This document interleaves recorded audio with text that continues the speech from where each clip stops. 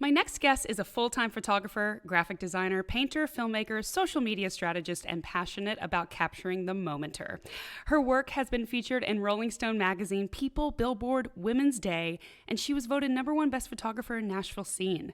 You may have seen her on the road capturing Maren Morris and Carly Pierce, or painting murals all around Nashville.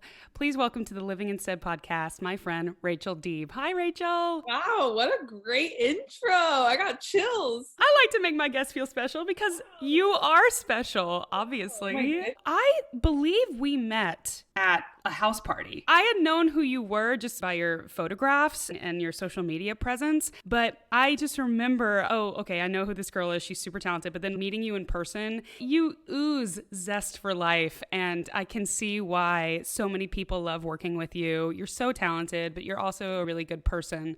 So I can't wait for everybody to get to know a little bit about you and how you've gotten to where you are. So let's start with your story. What was your first memory of loving art? My first memory, I was in high school and I joined the yearbook team, and I was like the head creative designer for yearbook, and that was my start of loving visual art. And I was like obsessed with the yearbook, and I was like that crazy girl that was like, everyone needs a yearbook and who wants to be in it, and I don't even know. But yeah, I guess it started there, designing the yearbook. And then from there, when I went to college, my yearbook teacher told me I should get into advertising and graphic design. And so I thought that my passion was to create magazine covers and pages in magazines. So when I moved to Nashville, I was a graphic designer, and I like pretty much bombarded every single ad agency there was here. And I'm like, let me be your graphic designer. I want to be an art director and everything. And all of them, I had a portfolio, and with all my hard work from college and everything. And then at the very back of it, there was like this little pamphlet that I made for my mom, and I did all the photos in it. And it was just like a photo book of her jewelry.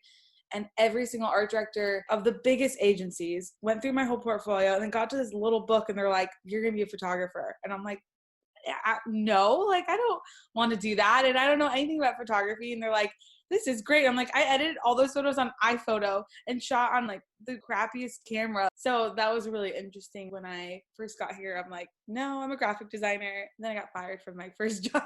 And I was like, all right, fine, I'll be a photographer. So, yes, we all have those testing out what we think we're good at early on in life and being like, oh, okay, I learned something, but I definitely learned that this is not my calling. So you were just naturally a creative person, I assume, just when you were young, like do a little photo shoot here, let's do this, let's do that. Oh yeah, I was all about the little 5-second photo shoots when I was younger, and still am today. I'm So like, over there by that tree, you look good.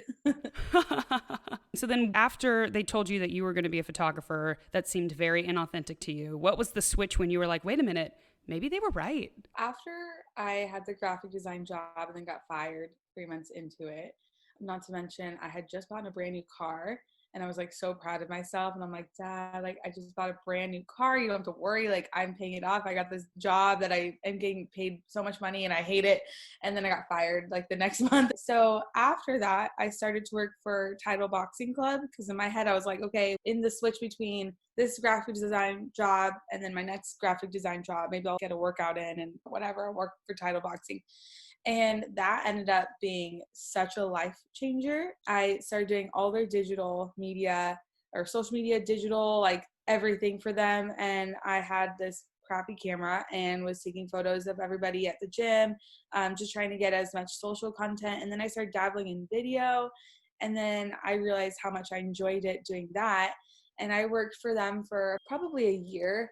And then one of the trainers was like, you need to be full-time freelance. Like you're too good at this job to just be sitting in this gym taking photos. Like you need to get out and do it.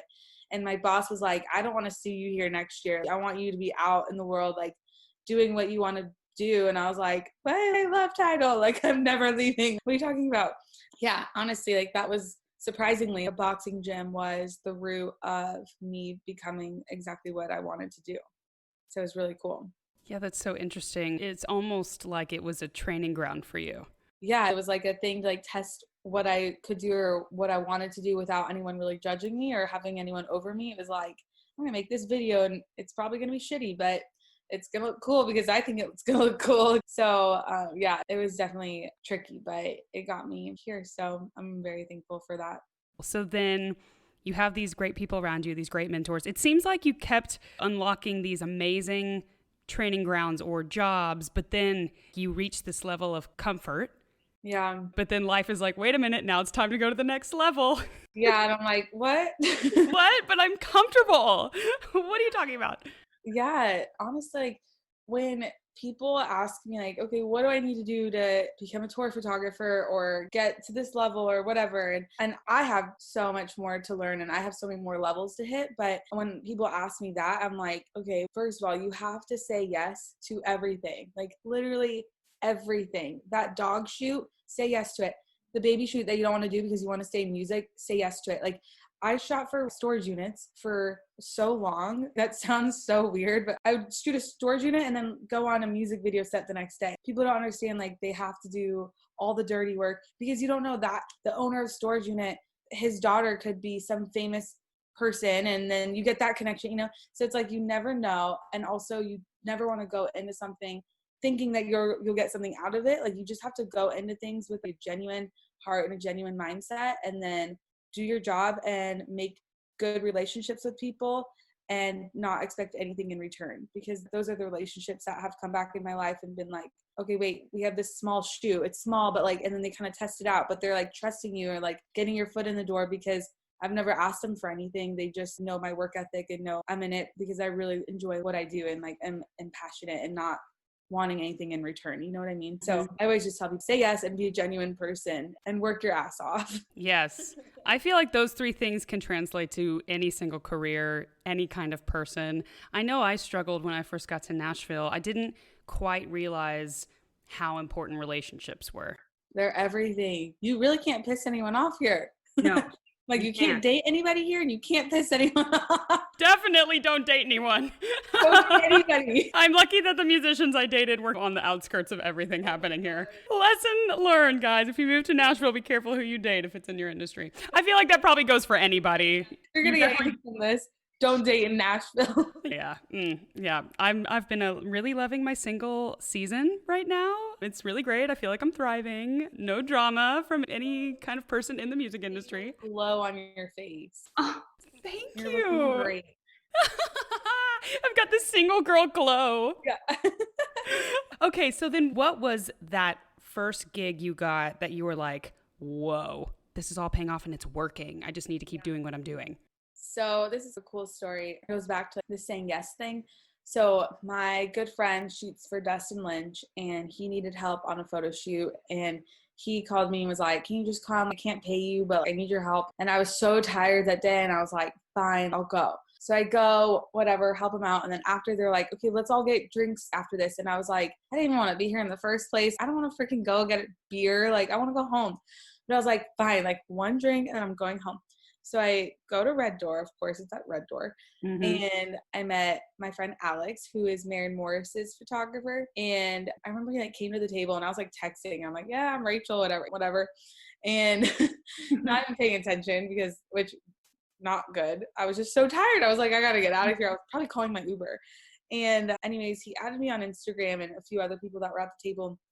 And then 6 months later, I was exhausted from work. I was doing all these small shoots and saying yes to everything. And so I took a trip to New York to clear my head and get creative. And I brought all my camera gear with me.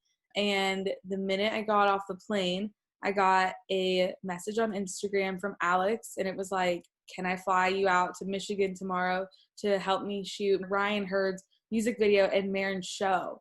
And Maren, I loved her music and I was like, I want to go to her show so bad. And then I got this message and I was like, I literally called my mom, I called my best friend, I called my dad.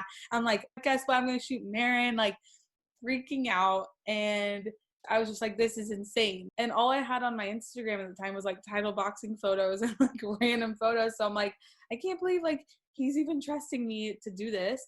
And so I dropped New York. I was like, cool, flew to Michigan and we shot Ryan Hurd's video and I did all like the photos and BTS and all that kind of stuff. And then we shot Maren's show and I think I took about 1,000 photos in the show. And Alex was like, what are you doing? Just choose a few. And I'm like, I must edit them all and show her like what I can do and whatever. And he's like, you're crazy. But honestly, like after that, it was game over. Like it was like, I got on my emails and it was, do you want to go on tour with this person and this work and this work? And I was just like, oh my gosh, like this is crazy. But yeah, after that, and it all just comes down to that connection and saying yes. If I didn't say yes to helping my friend, then I would have gotten drinks and I would have done this and met Alex and all this stuff. And to this day, like Alex has been the biggest mentor in my career. Shout out to Alex. I have a lot to thank him for. But yeah, that was the starting point. And then I grabbed that and ran with it and worked my ass off so that I could prove myself and not let him down, that he just trusted me with that. So yeah, it was really cool. That just makes me have all the warm, fuzzy dreams do come true feels, especially when you move and you commit to being a good person. And it's so true, especially for all those listening. If you haven't been to Nashville and you don't know what Red Door is, Red Door basically is where everybody drinks and you make connections. Yeah, but the best part about Red Door, and people like hate on it because it's like probably cliche and you're like Red Door, but I like love going because I'm like, hey, like I see everyone that I know, and it's like when I'm home in California and I see someone, I'm like, oh god, hey, and then you're like, run. So I did Nashville. You actually like everybody. Yep. So when I see people, I'm like, oh my god, like I saw this person, I love all of them, and it's so cool. And yes, you're bound to know one person, or at least have seen them, like know of them in each of the little rooms like Red Door is. I personally love Red Door because I feel like the sequence of events is people go to winners and then they go to losers, and then by that time everybody's a little bit loosened up, and then they go to Red Door and they're ready to just like be real. Hot dog on the way to Red Door. Stop by Daddy's Dogs, get yourself a hot dog, get prepped for those next 3 drinks before you go home. But it's so true. I have so many friends that I've met. So many stories start with, how did you meet that person? Well, I was at Red Door. But it's just showing up. And that translates to, for me, showing up to the songwriting room. There are some days where I was like, man, I did not feel my best, but I showed up. I risked being not my full self. I risked being not the full, shiny, authentic Olivia Lane, but I showed up and I did the work. And I actually, on the other side, even though I was still exhausted, it was still a job well done. And there's something about just showing up and saying yes. And like for me in my career right now, I'm trying to say yes to every fan who wants to interview me, every podcast, everything, every show I can play, everywhere I can be to get my name out there. It's exhausting, but it definitely pays off when you commit to it. Yeah. And then you just never know like what can come up from that small gig that you get. I can count on so many hands. Oh, from that one thing that I did, from working at Title Boxing Club. Say yes to everything. And we're so young still that saying yes and being exhausted, we can do that now. We're not going to want to do that later. So do it now so that you don't have to do it later. Exactly. So how have you been coping, by the way, with not being on the road and keeping yourself busy? It's weird because I'm just so used to being gone Wednesday through Sunday, and that's like my time frame. I'm gone and then I get back, and then all my friends have real jobs, so I don't see any of them. But it's been really challenging because when quarantine and COVID happened, I was like, oh my gosh, like I'm not touring anymore, and that was 70% of my income. Like I'm gonna have to get a part-time job. So I started applying to jobs, and then I'm like, what am I doing? If I'm meant to be a freelancer and this is my passion and this is my dream job and this is where I'm supposed to be, then I have to remind myself that I was a freelancer before I was even on tour. So if I was meant to be in this job, I'll make it work. This month is a little slower, but like 2 weeks ago, I was booked every single day. So it just fluctuates, and I just have to, it's just like that hope, okay, someone will contact me and it will be okay. And you just have to have that like hope and pray that it will be fine. And I've been a freelancer for 3.5 years and I've been fine every single month. Even when I'm like, I get anxious and I'm like, I have nothing scheduled next month. And then all of a sudden I have no life because I'm scheduled every day. So it's just a process, and it's being a freelancer, you just never know. And that's like the risk that you have to take of it. But yeah, but it's been really nice to gain back those friendships and relationships that I've been missing out on since I've been gone every weekend. I've been enjoying like making new friends and meeting new people that I wasn't able to do that before, since I was on tour all the time. So, right. But I do miss it. I miss it so much. So do I, girl. I know it really, I keep reading this meme that pops up, and it says the world slowed down so you can rediscover yourself again. And I just think that's so beautiful because, and especially what you just said, we look forward all the time. Like, when's my next gig? When's the next this? When's my next payday? When's the next thing that I can do to be productive for myself? That we sometimes forget to look back and see everything that we've already done and like how much we have survived and how much we have gone through, and having that moment and that awareness for yourself to be like, wait a minute, why am I freaking out? I've been able to land on my feet multiple times. I need to trust myself more, but it's so hard to do that sometimes. So hard. Yeah, that's so true. You have to trust the process. That's so true. Yeah. And also, I never gave myself time to work on my art and work on like the electric denim line that I have. Like, I haven't put out new jackets since, I don't remember, like February or something I did. But I'm like, oh, wait, I have time now, and time is okay. And that's another thing that we should always remember is like, having time is okay, because you like take advantage of this time and be better than last time. And that's like something that I've been trying to focus on. Okay, I didn't have time before to learn After Effects on video editing, and now I do. And like, how am I going to use this time now to be better when this is all over? So I think that's always something to look forward to. Yeah, absolutely. I'm always so curious, somebody who can go between the worlds of creating content for somebody else and their vision versus your personal vision. Do you feel like those overlap? Do you feel like people come to you because you have a specific style, or is it very much catered to other artists? I don't know. It's a hard question, because Yeah. I feel like there has been times where people, literally managers, come to me and they're like, we have an artist and she doesn't have a style or brand and she's not that cool. We need you to make her cool. I like literally have gotten an email like that. And I'm like, okay, well, I need to meet her. What do you mean make her cool? I'm sure she's cool. What does that mean? So that's like funny to me. But I don't know. I think being a good photographer is being a well-rounded photographer. So I'm sure that I have clients that come to me and they're like, oh, we like your bold, bright person or style, and I want to like look like that and look more confident. And so there's that. And then there's probably sides that I've shot that like they come to me with an exact vision. I've done so many music videos where people come to me and they're like, this is the treatment that we want, we just need you to make it happen. And I'm like, okay. And those are also funny because I don't have to do anything besides make their vision come true. Yeah, I think it goes back and forth. Like, I'm sure people come to me for a reason, and then people come to me because I hope they come to me because they think I'm good. They definitely do. I had this mentor during my first internship in Nashville, and he always told me to always search for an extraordinary way to communicate the ordinary. And that has always resonated with me with everything that I do. So when a client does come to me with something, with an idea, I'm like, okay, how do we make this idea even bigger than how you see it and how I see it? Let's put our brains together and make it even more of a thing that we didn't know was possible. So that's always a goal that I strive to do. I'm an artist, so I need a lot of photos and I upload a lot of things on Instagram, but there have definitely been shoots that I've walked into where, and it's not the photographer's fault, it's my fault because I didn't really quite know who I was as an artist.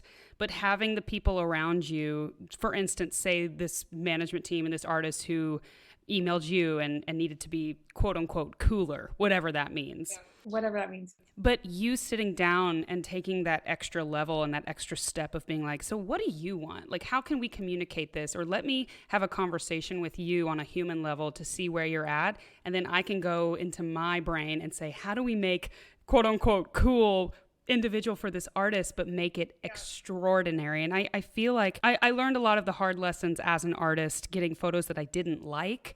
And I was like, wait a minute, this has to go back to me. Like, I need to figure out who I am, what I want to say, because so much is communicated through a photo, a single cover, a photo on Instagram. It's your brand. At some point, you go from the artist to the brand. And it's so important. And we definitely need to work together, girl, because you're fabulous. But you take that extra step because you understand that it is about the brand. It's not just about a pretty photo. And so that kind of also correlates with my 5-year plan. When people ask me, what do you want to do in 5 years? I want to so bad create a creative agency that just takes on like a few artists at a time, because I think that's something that this music industry lacks is focus and intimacy with an artist. Like, for an example, again, like labels reach out and they're like, hey, can you make a logo for this artist? And I'm like, no, I can't. Like, because they think, oh, your brand's cool, make a cool logo for this artist and make them cool. Okay, that like back up. I got to meet the artist. I got to know who they are. I want to get to know them. I want to sit down with them. I want to hang out with them, because ultimately you can only brand someone by who they are. Your brand is you. It's not me. It's not what's cool nowadays. It's not this style. It's just you. And I think that's something that the music industry doesn't hit on. And I've experienced it personally, like they don't give a shit sometimes. And they're like, hey, do this. And I'm like, I need a Pinterest board of what that artist like likes and what they feel is their vibe. And I don't know, it's so frustrating to me because I'm like, no, this artist deserves as much attention as this artist. I want to be able to be the one to give an artist as much attention as they need and help brand them and help them understand that their brand is just who they are. And then I can help bring that out of them. So I just think that, yeah, labels that have billions of artists on their rosters and all this stuff, like they don't hit on that as much as they should. You said something super important that I want to hit on, and especially I think that we're all reconnecting right now at this time, and hopefully the Nashville music industry is as well, but the intimacy with an artist, the intimacy in a relationship. And I think that's where it goes back again. It's having that relationship and how important relationships are, and not just reaching out and saying, I need a logo, I need an email, I need this. It's like, wait a minute, let's go get coffee. Let's take that extra step to actually get to know each other on a human level, because at the end of the day, you're trying to influence other humans on a human level with that brand, with that logo, with that picture, with that music. I always think like when I go on people's Instagram, I'm scrolling through an artist's Instagram and I think, does this make me want to listen to your music? Yes or no? And then that's it. Because I gotta see, and you can just tell like when people are so branded by someone who doesn't get them, and it's just so, there's no personality in it at all. It's just a cool photo. And you're like, I know nothing about you looking at this photo. I know nothing about your music looking at this photo. So that's, I would just say is my goal is like, how can I take a photo and make you want to listen to their music? That is so exciting. That creative agency is so needed in this town. I'm so excited for you. I'm going to put all those good vibes and pray for it every single day, because you have such a good heart behind what you want to do. And I like when you say take on a few artists, because I feel like there's a lot of companies here that take on like way too many artists, and then they don't have time. They don't have time to be intimate. No, and then it's not even about the artist anymore at that point. It's just about making money. I don't care to make money. I'm passionate about what I do, and I want to help others that are passionate about what they do. We're going to end with a finish the sentence. So I'm going to say the first part of the sentence, and then you're going to complete it. Oh, no. Yes. ADD, I'm going to be like, I can't wait. It's going to be great. Just let your ADD flow, girl. This is your time. Okay. I have seen every episode of Gossip Girl. My favorite meal ever is tacos. My favorite song is Purple Hat. If I could have a superpower, it would be to teleport. It's a good one. Each day I get older, I realize that I need Botox. It's okay, just a little baby Botox. It's fine. Just boop, boop. Every day I get older, I was going to say like that I can be better than I was yesterday, but reality, I need Botox. I like it. The real level. We don't need anything crazy inspirational. You've already said that. The one thing I would tell an aspiring photographer is, like I said before, say yes to everything, be genuine, and work your ass off. Something I would tell my 21-year-old self is, you don't need that last tequila. Go home. Literally, I needed to hear that. And last one, someone wise once told me, always search for an extraordinary way to communicate the ordinary. Yes. And it's okay. It's okay to fail. Failure is always just a learning experience. Everyone needs fire under their ass sometimes. I definitely was not a confident photographer at all. And I'm definitely like, my love language is words of affirmation. So if someone tells me they love my photo, I'm like, oh, like anytime during a shoot and I'm taking photos and I'm showing the artist, I'm just like waiting, sitting there like stressed out, like waiting for them to just say, oh, I love that one. And I'm like, oh, okay, now I can relax. Now we can go forward. But I honestly didn't have the confidence until I got the gear. And I know it's like probably like a surface level answer, but it's once I had the proper gear to shoot, I was like, okay, now I feel more confident. But also I've never taken a class in photography or videography, and I think that was a big struggle. Like coming to Nashville, there's so many amazing photographers that were already way ahead of me, and I'm like, how the hell am I supposed to come in here and ask to be a tour photographer? That's impossible. There's people striving every day to be on tour and all that stuff. I just put my big girl panties on. I reached out to so many directors, and one of them, his name's Jeff Johnson. He took me on a music video and I did behind the scenes, and he told me, he was like, I want you to look at every single thing. I want you to look at how he's holding that camera and how the lighting is set up here, and look at everything and look how I'm treating people on set and absorb everything. But I think like myself, I have a personality that I'm not gonna let anything get in my way once I want it. So there has been a lot of times as a female photographer that I wasn't able to get what I want because of people assuming things, or they don't want a female on the bus. There's so many amazing male artists that I wanted to work with that I didn't get the opportunity to do because they didn't want a female photographer. I was always just so frustrated because in reality, there's not a lot of female country artists on tour, and that's sad, and that's the reality. And so my options are pretty limited.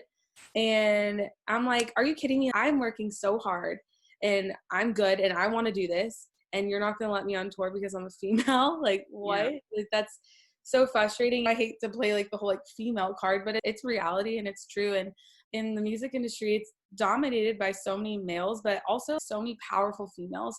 And like Nicole Gallion, she's a female that I look up to a lot, and she's just badass and doesn't let anyone get in her way and is so successful and now has her own company and all that stuff. And I'm like, hell yeah, that's what I want to be. We need more energy like that in this town. Yeah. And another thing is there are a few female photographers on tour, and I feel like naturally, like we just get so competitive. And it took me a long time to realize like me trying to be better than anyone is making me worse. Instead of being competitive, wanting to be collaborative and be better together. And that's something that is really important to me, and something that I grew to realize. Yeah, don't like with anything, and that goes with everyone and anything, guy or girl. If you're collaborative with your peers, then you can only grow together, and you can only be better than you were before you got to work with this person, because then you can see the way they see things and how that can inspire your own work. So yeah, so I think that's some of the struggles that I went through, and I still struggle every day with the imposter. Like when you feel like you're an imposter, I'm like, are you sure you want me to be on your podcast? There's so many other photographers that I'm like, they're so much better than me, and they do all these things. And what's it called? Imposter syndrome. I get that every day. Like people contact me and I'm like, I don't know if I can do this job, but why do you think I can do this job? And then I'm like, okay, they're all obviously contacting me for a reason. So even if I feel like I can't do this job, I'm going to figure out a way to do this job, and I'm going to make it really good. Yeah, I think that's something that we all have to get over, is just like people are reaching out to you for a reason. So Imposter syndrome is a psychological pattern in which an individual doubts their accomplishments or talents and has a persistent internalized fear of being exposed as a fraud. literally every day. When I won the National Scene magazine for best photographer, I literally was like, who paid them? I was like, Mom, did you pay someone? Where did that come from? That's insane. It's the same for me. When I went over and toured in the UK and I played a show in Nottingham, and I was like, wow, no one's going to show up. That was my biggest selling show. And before I went on stage, I was like, who are these people? Are they sure they're here to see Olivia Lane? Yeah. Are you sure they're not here to see someone else? Is there someone else opening or going after me? I'm so confused. Yeah, no, it's true. Yeah. And I think another thing, that there's not a lot of achievements that we hit in our lifetime. There's not enough. There should be more. And at first, going on tour with Marin, I remember I was so psyched. I was calling everyone, and then no one else would be excited around me. They'd be like, cool, you got another gig. And then I started to downplay it all because I didn't know how to react, and I didn't want to look like I'm rubbing it in, or like my 9 to 5 friends that work 9 to 5, and they're just in their jobs doing like the same thing, working for someone for years until they get a promotion, hopefully in 4 years. And so I started downplaying it, and then I'm like, you know what, screw that. We don't get to feel this way a lot. And once we downplay it, we downplay everything. And I tell my friends who are like, my friend was just on a show and she's like, I really want to post on Instagram, but I'm scared. I don't want it to look like I'm bragging or whatever. I'm like, no, post that on Instagram. Like, you should be so proud. Like, we don't get those moments enough. Yeah. And anyone that's going to look at you and be like, oh, she's posting on Instagram about her accomplishment and she's so into herself or whatever. It's like, then unfollow, because I'm excited and I want to post about it and I want to tell people, and people should really not downplay any accomplishment, big or small. Like, just enjoy it and be in it and swim in it. I don't know. No, it's so true because especially for people like us in a career where there's so much uncertainty, every single day is different. There is no structure whatsoever. We try to have structure, but honestly, at the end of the day, we probably don't flourish with structure like that. Maybe just a little bit. But I remember being like, wow, the down moments really suck.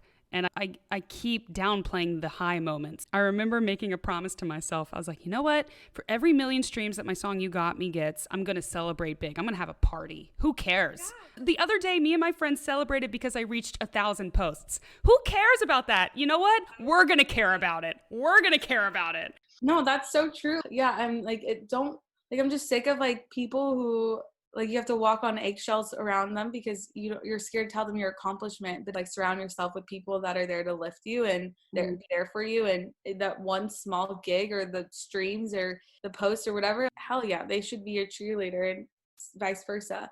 Because then once we downplay one thing, we downplay it all. And then what do we have to be excited about anymore? And I think it's because we're trying to remain humble. And I totally get that. It's almost like when I give my mom a compliment I do the same thing too. I give her a compliment and I'm like, oh my God, your blouse looks so good today. Like your outfit looks great. And she goes, oh, it's just like really old. I haven't worn. I'm like, accept the compliment. Take my positivity because you're calling me a liar. And so I started translating that to, wait a minute, this moment is telling me I'm doing a good job and I am downright basically saying that doesn't exist, even though it does exist. Take this moment, be proud of yourself. Just let me have my damn moment. Yes, but you remember it so deeply and you remember that moment for yourself. So it matters. It matters how you take those moments and how you field them. And that's what this podcast is all about. The more people I talk to, the more I realize how many people have been through their moments of hardships and their moments of struggle, and the power of being able to have the tool in your tool belt of knowing when criticisms are constructive and when they're not. It goes back to that failure thing too. It's entertaining it, but not entertaining it to the point where it's detrimental to your mental health. Yeah, no, I agree. Well, Rachel, there's so much good stuff in this podcast. I really appreciate you showing up and talking about your journey and your path and your struggles and how you overcame them. And I know you're going to inspire so many people. Thank you so much. I really appreciate you even thinking of me to go on this. So that was awesome.